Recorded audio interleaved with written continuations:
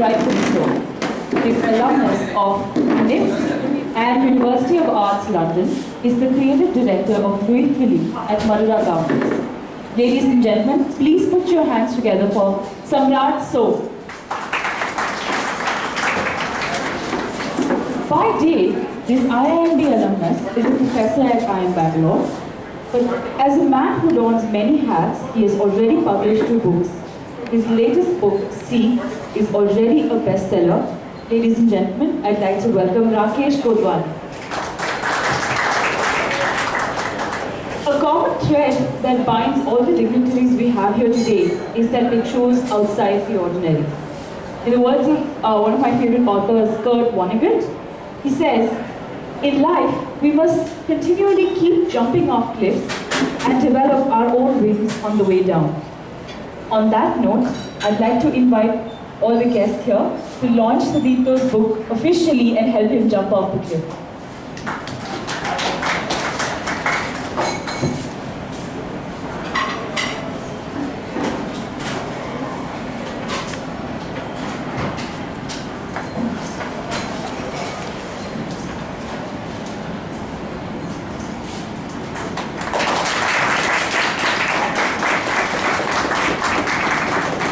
Can I hear the claps louder, please?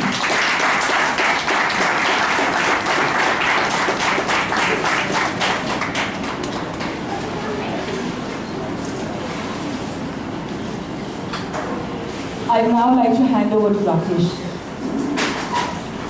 Thank you, Isha.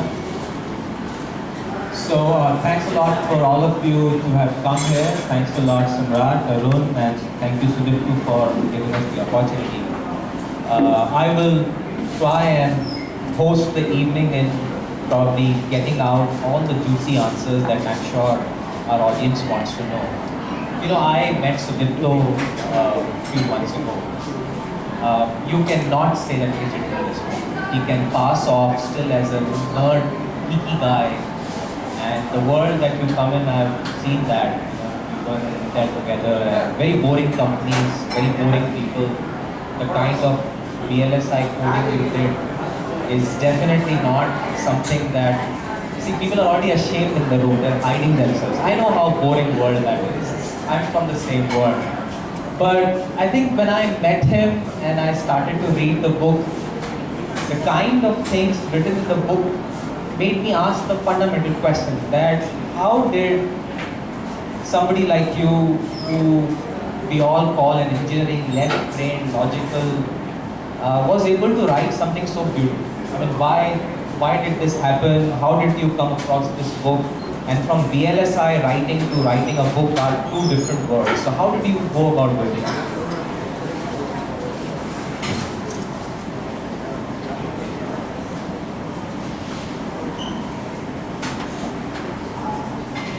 Hello.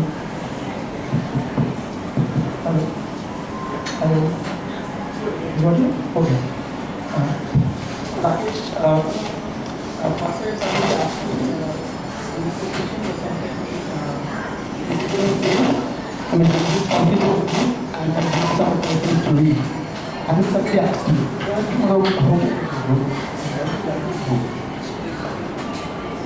hello. So, okay, just to repeat the same thing. So now that Rakesh asked me the question, right? No, I mean, I know the answer. I mean, why I wrote the book, right? But first time somebody asked me was in, I think 2010. So I had just completed the book and I had given it to my friends to read. And then somebody told me, yeah, right? So then I started thinking, you know, I mean exactly what motivated me to write, right? And then, you know, I mean, a very interesting anecdote came to my mind. Long time back, I think in early 80s, when I was around 10 or 12 years old, and my younger brother was around 5, 6. And we used to, we come from schools, and both my parents were working. So in the afternoon, we had nothing to do, and the only entertainment was radio, and we used to listen to Bibita Varki. And in the afternoon, you know, we used to have these shows like, the Mancha Hai Geet and all those things, right? And the good part about these shows were that before each song, actually they used to tell the name of the artist, the singer, the music director, right? And then me and my brother, we had a game. Either of us had to actually listen to the name of the singer and the music director, and the other one had to guess who the singer is, right? And then within a few months, we could, like identifying singer was very easy because Asha, Lata, and then actually Hemant Kumar or Rafi Kishore, right? And interesting part was also finding out the music directors. And very soon, we could identify actually most of the music directors. And the music director which we never failed to identify used to be Shankar Jayakishan, right? And somehow, when we always feel that when there is something very exclusive and also very unique about Shankar Jayakishan, we could always identify them, right? And we at that time, we actually wanted to become Shankar Jayakishan, and we started composing music actually at that day. And we thought that someday this Sudip the Saurabh will become as big as Shankar Jayakishan, right? So now, coming back to in 2010, when somebody asked me, why I wanted to write, I recall this incident, and I believe why we were impressed by Shankar Jayakishan was, not that their music was the best, right? But we could feel that there is something exclusive about his music, right? And that made us always identify him in the Lord, right? Among Adi Burman, so many names were there, but we never failed to identify him, right? And I think that was in the mind that if you can do something, which is exclusive, right? And which cannot be, which should be little unique, right? I think that was in the mind, and I believe the main motivation to write something was taking this urge to do something which is, little unique and also maybe exclusive. Which I can claim that only I did, right? Because any code, as you mentioned, right? When I think a day, let's say code or something, I think if I can do, I think 100 others can also do, right? But even if it is a very small, right?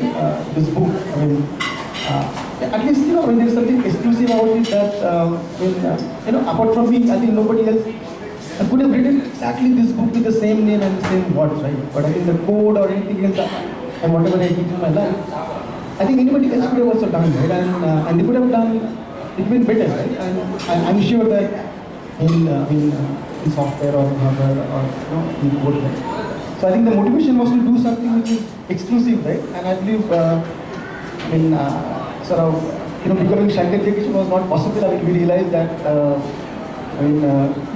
it's a lot more tougher, right? So I think when I found this is something I can attempt, and that's what. But why this topic? And why don't you tell our audience a little bit about the ethos and the four spirits and some insight about the book? Okay. So the book is something like this: that in a family, a grandmother has a lot of stories. She tells a lot of stories to the kids. I believe every family, Nana Nani stories are very important, right? And we never figure out whether these are mythological tales or these are historical things. Right? At that age, the stories are just stories, right? And in this family also, a grandmother whose name is Kubha, she has a lot of stories, and she has a very horrific death during the partition of India in 47. And then she dies, but her stories lives on. And 50 years down the line, sometime in 90s, one of our grandsons, Protu, he is studying, he's doing masters, he's doing MS in Stanford, and his girlfriend Afsar Faridi, she happens to do something, which is called linguistic paleontology, which Protu was even shocked to hear about. What the hell is this? But so now, what happened that Afsar and Protu, while they were talking about the stories, right? Afsar, she figures out that these stories are not simple grandma tales, right? It appears to be some riddles. Each story is a riddle, and each riddle points to some very intriguing aspect of ancient Indian history. And that's why they try to find more about Kubha and also more about the stories. And also while doing so, they realize that all the deaths, unusual deaths that happened in their family in the last 100 years were actually murders. So it looks like some fanatic group has been trying to kill that family for the last 100 years. And then they figure out that actually the the group was not trying to kill the family, but the stories. And that's my novel is about. So, I mean, why the fanatic group is trying to kill the family and the stories. So what explosive things are there in the stories, right?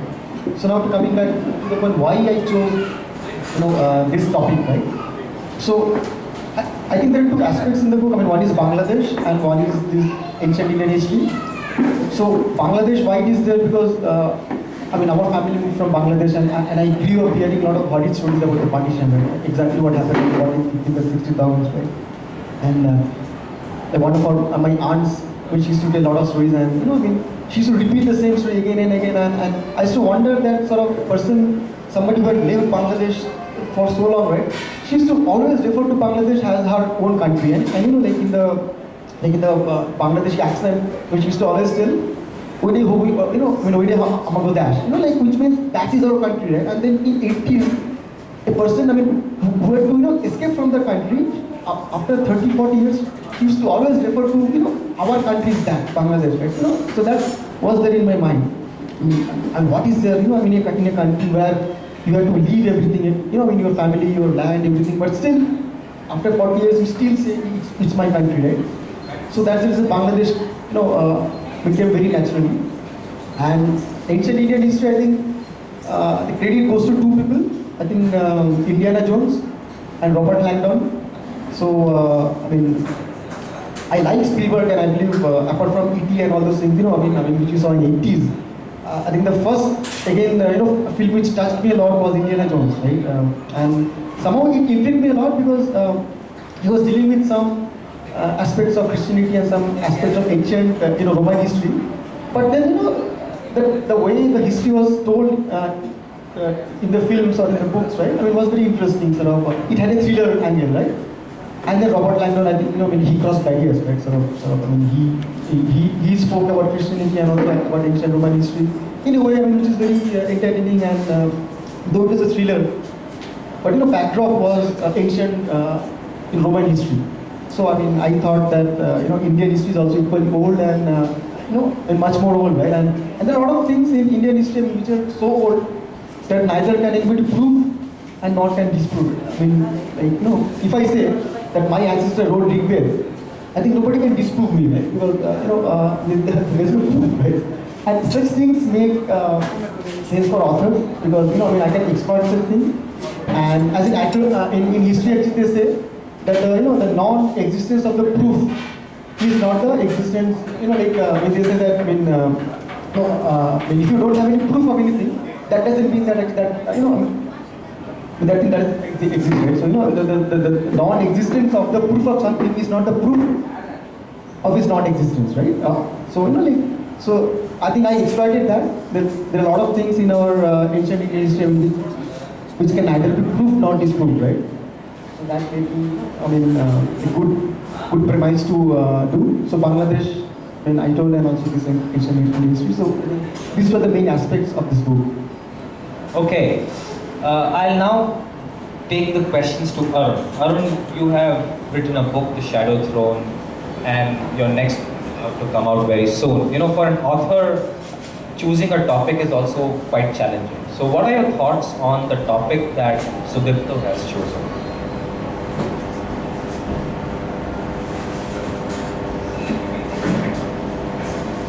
Thanks, Rakesh. I'll just share a small, what happens to be a true anecdote.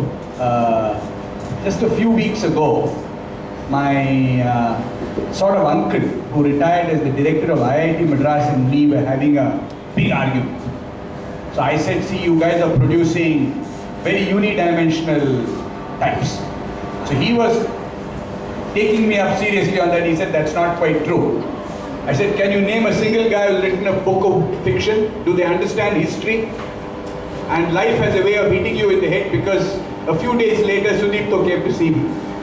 So I've not sent the book to my uncle. But let me say that the Ecos clan is basically uses history, but in a very, very interesting way. And there's history in this book in 5 or 6 levels. There is, the book starts with a very a brief but a very moving account of the partition of Bengal into East Pakistan and India. When I met Sudipto, and he was telling me, and it struck me, that we don't know very much about the partition in the East. A lot of the literature is about the partition of Punjab. But obviously, this is also a very important part of Indian history about which less is known. And I think the book starts with a very moving account of Krotu's grandmother, who loses her life in the partition of Bengal, but her stories live on through the book. So that's one part of, let's say, contemporary history with which the book starts, and it's very gripping right then. And then it moves on to history of ancient times, the Rig Veda. It comes to a contemporary archaeological site, Archaeum in Russia. It moves to a discussion of a secret society, the Hiranyagarbha Bharat, which again I found very interesting because it subscribes to the view of the Aryan theory of India as an entity. So I think Sudipto has moved across many layers of historical experience, historical speculation, historical fact in a very, very interesting way. I mean, I've seen this certainly in Dan Brown, Da Vinci Code, and even Indiana Jones at another filmy level. But the book is very, very visually arresting as you move through it. And it takes you through history in these multiple formats. There's a lot of moving to and fro between these scenes. So that's something that struck me as being very, very different and unusual.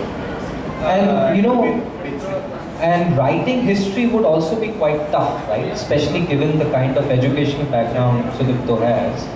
Writing a book which is very historical in nature would require tremendous amount of effort. So what are your thoughts on that aspect? Absolutely. See, when I first looked at it behind, and Sudipto came to see me, I said, what do you, first of all, I looked at IIT Kharagpur.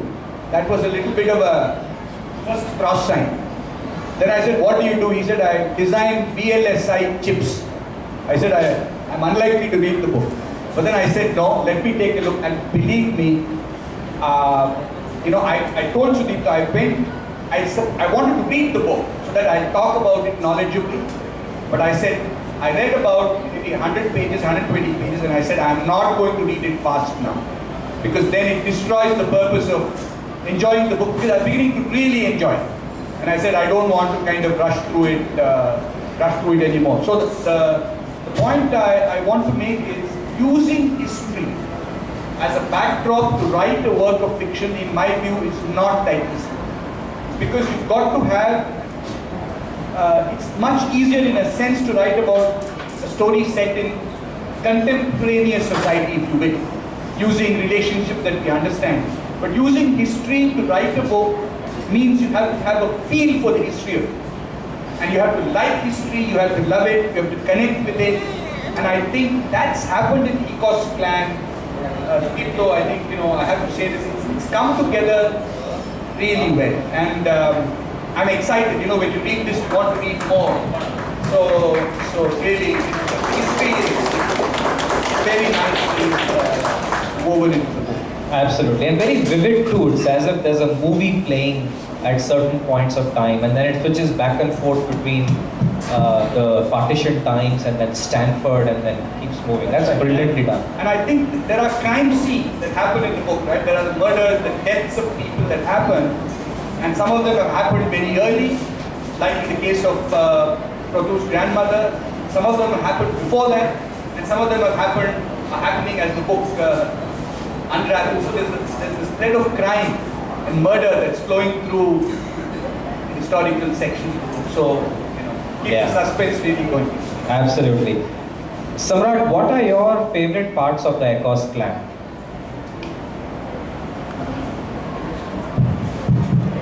So, okay. Before I get there, I must say I'm actually the odd one out in this fort because doesn't have it. The only one who has maybe someone in the audience there who read the first draft of the book and which is very, very different from how it came out once edited. And in fact, I went through very similar feelings as Arun said when I was reading it, when I was very close to finishing the first draft, reading the first draft. I left it and I said I don't want to, because it's going to be quite different when it comes out as a book, and I don't want to, it's very difficult to go through a crime thriller when you have actually known the whole thing. And so, again, coming back, I don't know why I'm here. One of the reasons I'm here may be because I know Shripto from school, and why we have remained friends over the last 20 years when he has gone to Kharagpur and IIT Kharagpur and gone through the whole the business that he is in, etc., etc. And I'm in a completely different field. Is probably because we connect at certain levels in our interests, and one of those interests seem to be language. And I'm going to read a little bit from the book, and then we'll talk about what I like. This is from a chapter where Krotu, one of the first time, meets Afsar, one of the main characters in the whole story. She talked about her grandparents who were responsible for her passion for Persian and Urdu poetry. She asked about me, my family, and my friends. When I finished my long introduction, a drop of shade of red was coalescing into a sea of faded darkness in the eastern sky. I've talked enough, I said. Now it's your turn to talk again. What do you want to hear? Tell me about the topic of your research. Importance of linguistic paleontology in the study of early Indo-Iranians. Paleontology?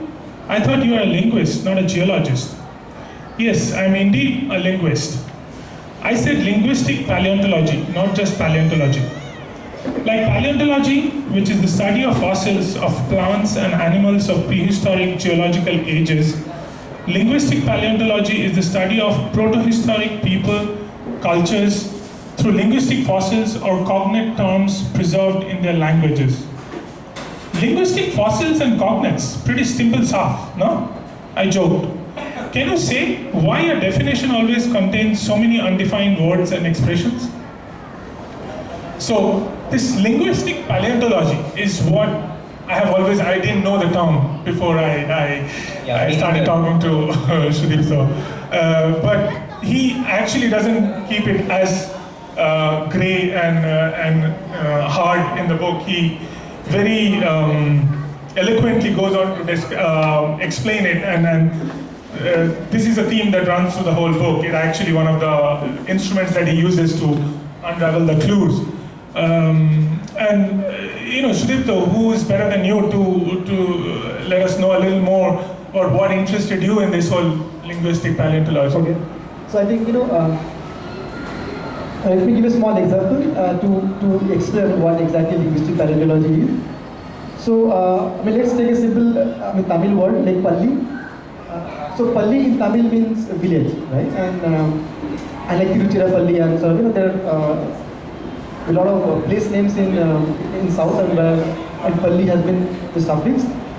So Palli is village, and in Karnataka we have Halli, Devanahalli, and sort of I think in outer ring road actually they have the Halli is actually the only pronounceable part, and the other part you don't have to pronounce, right? Like other Halli and all this thing, right? So Halli and Palli are again same thing, right? And now now Halli and Palli are related words, and sort of in two different languages the same word has evolved into in two different but sort of Akin words, right? And interestingly, Bengali also has the same word Palli, exactly in the same form, Palli, and in Bong, we pronounce it in a different way. When we call it Polli, right? In Bongs have always O, right? Should it Po, right? So now in other languages, how Palli has been evolved, right? So that is very interesting. And languages are like living beings, right? Which evolve, and words also have life. Words evolve into various forms. Now this word Palli, if you see, so when you